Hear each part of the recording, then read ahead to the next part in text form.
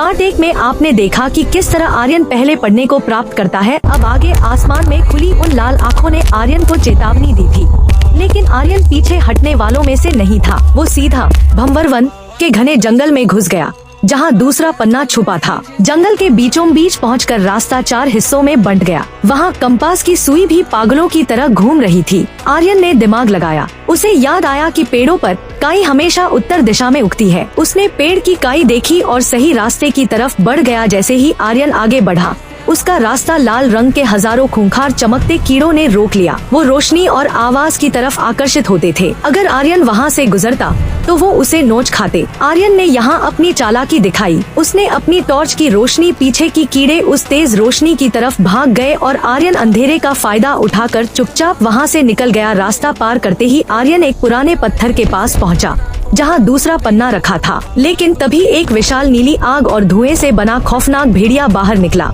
आग के राक्षस को मारने के लिए आर्यन ने फुर्ती से अपने बैग से पवित्र गंगाजल की तांबे की बोतल निकाली। जैसे ही वो भेड़िया आर्यन पर झपटा, आर्यन ने पूरा गंगाजल उस पर उड़ेल दिया। पवित्र जल पड़ते ही वो नीली आग तड़प कर बुझ गई। भेड़िए के खाक होते ही आर्यन ने वो दूसरा पन्ना उठा लिया, लेकिन पन्ना हाथ में आते ही एक भयानक जादू हुआ। पन्ने की काली स्याही किसी सांप की तरह रेंगकर आर्यन की कलाई पर लिपट गई और उसकी खाल पर एक नक्शा बन गया, जो बर्फ से ढके एक खौफनाक पहाड़ की तरफ इशारा कर रहा था। आर्यन के हाथ पर छपे उस जादुई नक्शे ने उसे मौत के बर्फीले पहाड़ पर पहुंचा दिया था। यहाँ हवाएं भी हड्डियों को जमा रही थी। खाई पार करते ही आर्यन एक बर्फ की गुफा में घुसा, जहाँ छत पर हजारों अंधे बर्फीले चमगादड़ लटके थे। ये वो शैतान थे जो रोशनी नहीं बल्कि इंसान के शरीर की गर्मी सूंघकर हमला करते थे। आर्यन ने तुरंत अपनी साइंस और चालाकी लगाई। उसने अपनी टॉर्च बंद की और जमीन से ठंडी बर्फ उठाकर अपनी पीली जैकेट और चेहरे पर रगड़ ली। शरीर की गर्मी छुपते ही चमगादड़ उसे पहचान नहीं पाए और आर्यन मौत के बीच से जिंदा निकल गया।